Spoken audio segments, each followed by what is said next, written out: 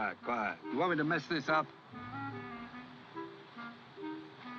Mr. Eklund. Now, I know you've saved up a lot to say, but would you mind spreading it out a little? You're doing it wrong. It's backwards. No, it isn't. See, the boat's upside down. You do it this way, so when you turn it over, you...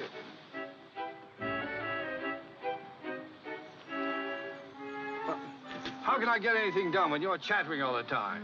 Besides, you should be working. Come on.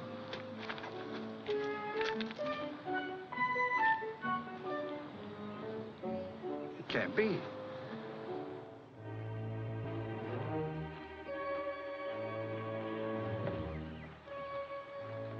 Red light!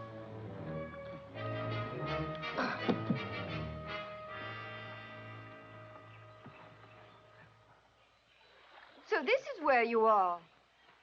What are you all doing here? Look at their clothes. They're my clothes. But they're filthy.